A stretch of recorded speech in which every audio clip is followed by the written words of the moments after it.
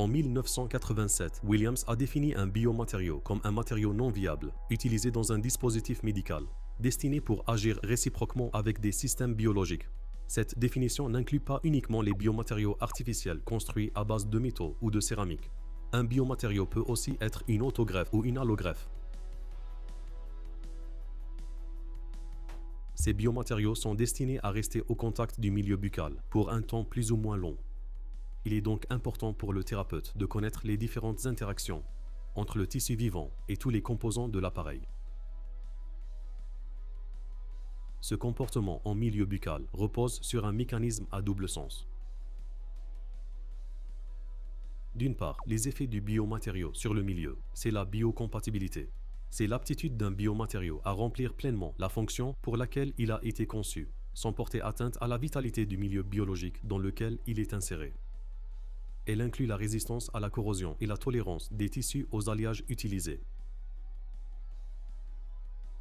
D'autre part, les effets du milieu sur le biomatériau, c'est la biodégradation. Elle est définie comme la dégradation des caractéristiques d'un biomatériau créé par l'environnement biologique dans lequel il fonctionne.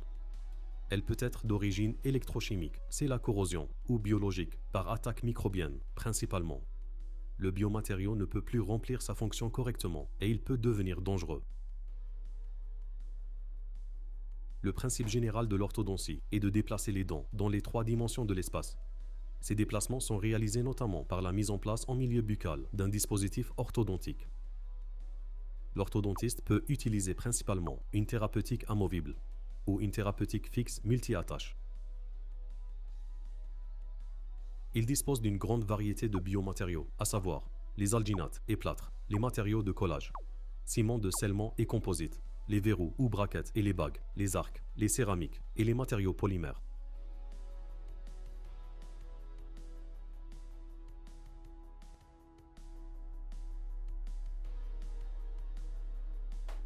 Les biomatériaux à empreinte utilisés en orthodontie sont des hydrocolloïdes irréversibles, les alginates.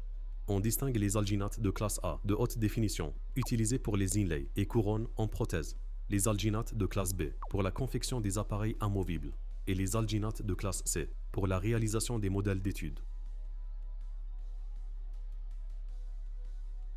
Pour la coulée des empreintes, le matériau de choix reste le plâtre. Il se trouve à l'état naturel sous forme de sulfate de calcium dihydraté, dans les carrières de gypse. Le plâtre est utilisé en dentaire depuis 1789. Les indications varient selon le type de gypse. Le gypse pour empreinte, le gypse blanc de modèle, de 2e classe, pour la coulée des modèles d'études, des modèles préliminaires, des modèles pour les dents antagonistes, et la fixation des modèles dans l'articulateur. Le gypse dur de 3e classe pour la coulée des modèles de travail, des prothèses partielles et totales, des appareils orthodontiques et des modèles de dents antagonistes. Et enfin, le gypse super dur de 4e classe pour la coulée des modèles de travail en technologie de haute précision. Incrustation, technologie métallo-céramique et métallo-composite.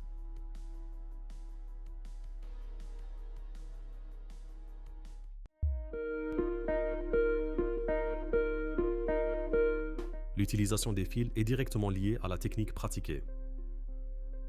L'Edgewise classique d'angle appréciait les fils d'or. Tweed et Merrifield préféraient les fils d'acier. La technique que préconisait Begg a vu l'essor du fil australien de Wilcock. La méthode bioprogressive a popularisé les fils Elgiloy. Burston, quant à lui, utilise le TMA, le titane molybdène alloy.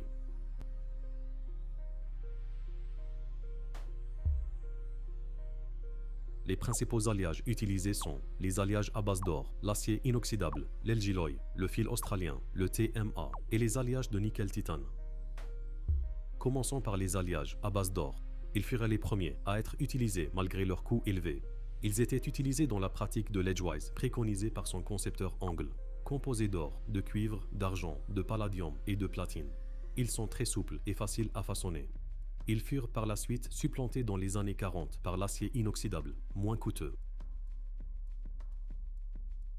L'acier inoxydable est constitué de fer, de chrome à 18%, de nickel à 8% et de moins de 2% de carbone. Il est caractérisé par une bonne malléabilité et est très facile à façonner.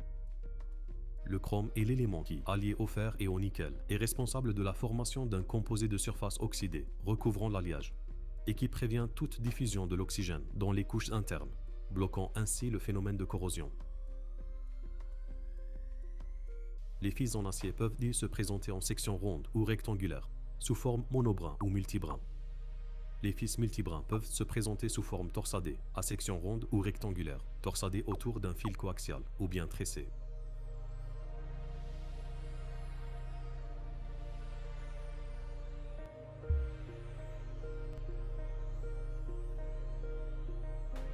L'L-Giloy.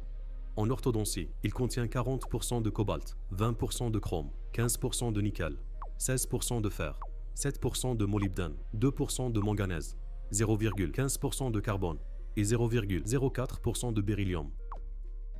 Cet alliage, comme l'acier inoxydable, résiste bien à la corrosion grâce à la formation de la couche d'oxydation passive réalisée par le chrome. Le fil australien fut mis au point par Arthur Wilcock dans les années 50 pour une utilisation préconisée dans la technique de Begg. Il est principalement composé de 71% de fer, 18% de chrome, 9% de nickel, 1% de manganèse et moins de 1% de molybdène, de silicium et de carbone. Il présente une grande résistance à la rupture et un module d'élasticité en traction proche de celui de l'acier. Le TMA. Cet alliage a été conçu et mis sur le marché orthodontique dans les années 80 par Burstone et Hall et Goldberg en collaboration avec l'Institute of Materials Sciences du Connecticut. Il permet une déformation plus grande que l'acier et restitue une force plus douce et plus continue. Les alliages de nickel-titane. Il existe une grande variété d'arcs Niti, mais leurs qualités et leurs propriétés ne sont pas toujours identiques. Le nitinol est composé de 52% de nickel, 45% de titane et de cobalt. Il offre un avantage certain vis-à-vis de l'acier lors des phases de nivellement et d'alignement et de correction des rotations. Le nitinol chinois présente une élasticité plus importante que le nitinol américain. Le niti à mémoire de forme est super élastique. Ces fils peuvent subir une déformation apparemment plastique puis retrouver intégralement leur forme initiale par simple réchauffage. Le copper niti est un alliage quaternaire composé de nickel, titane, cuivre et chrome. Par rapport au niti classique, il délivre une force constante sur une plus grande étendue d'activation. Enfin, le niti japonais, actuellement commercialisé sous les noms de Bioforce, Centalloy et Neo Centalloy. Ce fil se caractérise par sa superélasticité et son effet mémoire de forme.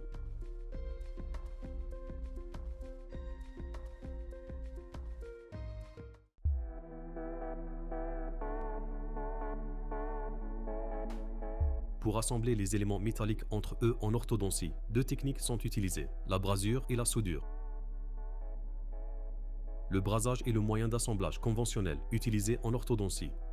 Il consiste à unir des éléments métalliques entre eux par l'interposition d'un matériau d'apport dont la composition est différente et la température de fusion inférieure à celle de l'alliage de base. En orthodontie, on utilise de la brasure à l'argent avec un flux désoxydant, incorporé ou non, et un chalumeau à gaz. La soudure au laser présente un grand intérêt dans l'innovation en odontologie et par conséquent en orthopédie dentofaciale. La soudure correspond à l'assemblage de deux pièces métalliques ou de certains produits synthétiques, exécutés par voie thermique. La soudeuse est composée d'un dispositif laser, de composants optiques pour guider le faisceau et d'une zone de travail. Le travail est contrôlé visuellement sous un stéréomicroscope. Passons maintenant au verrou métallique et bague. L'attache orthodontique, ou verrou, bracket en anglais, est un dispositif fixé à chacune des dents d'une arcade pouvant être collé sur la dent ou soudé sur une bague. Il sert d'intermédiaire entre la dent à déplacer ou immobiliser et l'effecteur mécanique que constitue la partie active de l'appareil orthodontique. L'attache est survenue avec l'apparition des techniques dites fixes. Les matériaux utilisés pour la fabrication des braquettes métalliques sont l'acier inoxydable, c'est le matériau le plus fréquemment utilisé, le titane et les alliages chrome-cobalt.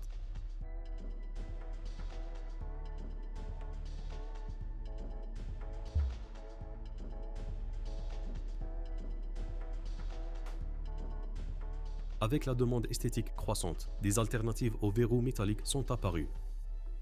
Les verrous plastiques ou en polycarbonate apparaissent dans les années 60. Ils sont utilisés dans le but d'améliorer l'aspect esthétique des appareils multi-attaches. Cependant, les premières attaches étaient fragiles et les fractures fréquentes se situaient au niveau des ailettes. Pour pallier aux inconvénients des attaches en polycarbonate, les attaches en composite ou en résine apparaissent au début des années 70. Toutefois, leur mauvaise qualité mécanique et leur dégradation chimique dans le temps imposent une utilisation discrète, manque de rigidité, décoloration. Les céramiques sont des produits ni métalliques ni polymériques, incluant des matériaux tels que les pierres précieuses, les verres et les oxydes métalliques. Les attaches céramiques sont constituées de deux oxydes métalliques, l'oxyde de zirconium et l'oxyde d'aluminium, ce dernier étant le plus utilisé pour la fabrication des attaches. Les céramiques sont chimiquement inertes vis-à-vis de l'air, des fluides oraux, des acides et des bases. Elles sont biocompatibles, ne provoquent pas d'allergie, n'absorbent pas l'eau, ne se tachent pas et ne se décolorent pas. Toutefois, elles présentent une très faible résistance à la fracture, ce qui les rend extrêmement fragiles.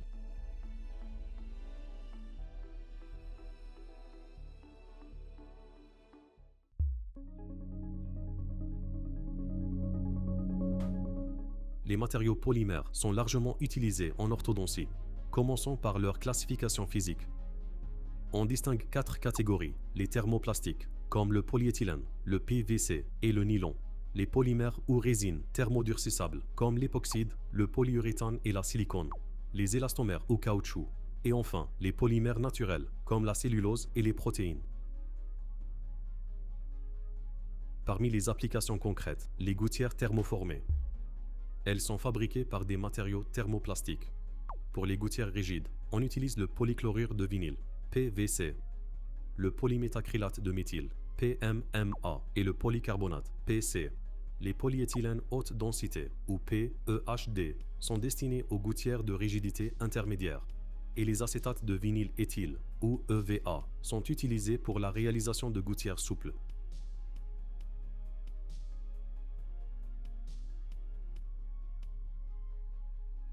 La résine acrylique est un matériau bien connu et utilisé depuis longtemps dans le domaine de l'orthopédie dentofaciale. Elle se présente le plus souvent sous la forme liquide poudre, poudre polymère et liquide monomère. La résine ortho est composée de polyméthacrylate de méthyle.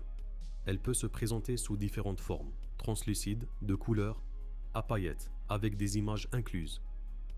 La forme commerciale du polyméthacrylate de méthyle est le plexiglas. Ses propriétés mécaniques sont bonnes: dureté, résistance à la traction. Cependant, sa résistance à l'abrasion est faible. Enfin, les matériaux élastomériques, ligatures, chaînettes et élastiques intermaxillaires. Un élastomère est un polymère dit élastique. Il supporte de très grandes déformations, presque totalement réversibles. Le terme élastomère désigne ainsi tous les caoutchoucs synthétiques possédant l'élasticité dite caoutchoutique. Concernant leur vieillissement et biodégradation, deux phénomènes sont en jeu. La biodégradation fonctionnelle. Les composants élastomériques sont incapables d'exercer une force d'intensité constante pendant une longue période. Et la biodégradation environnementale. La dégradation des propriétés physiques et chimiques au sein du milieu humide et agressif que constitue la cavité buccale est un facteur d'aggravation du vieillissement et de la porosité des élastomères. En bouche, différents facteurs vont influer. Les facteurs chimiques, comme la salive, la nourriture et l'hygiène. Les facteurs thermiques, liés à la variation de température des aliments. Les variations de pH. Et les facteurs mécaniques, comme la mastication et le brossage. Les polyuréthanes constituent le composant principal des matériaux élastomériques en orthodontie. On les retrouve dans les élastiques, les chaînettes élastomériques, les ligatures élastomériques et les gouttières.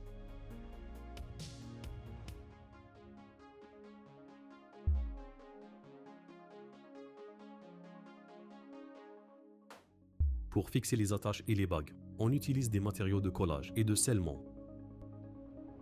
L'adhésion est définie comme l'union d'une surface à une autre, avec laquelle elle est en contact intime par des phénomènes physico-chimiques et mécaniques.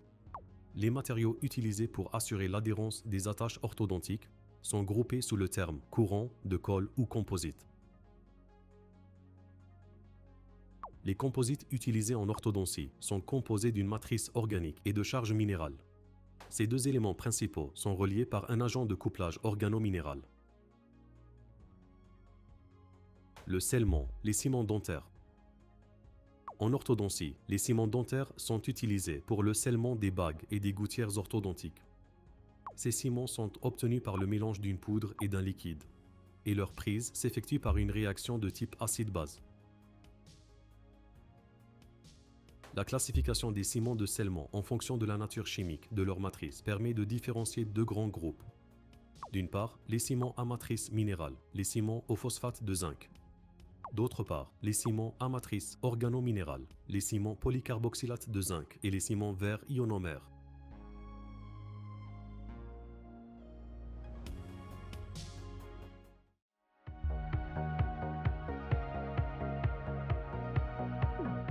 Pour conclure, en orthopédie dentofaciale, les déplacements dentaires et l'action sur les bases osseuses sont obtenus grâce à des dispositifs intrabuccaux, constituant l'essentiel de l'arsenal thérapeutique mécanique.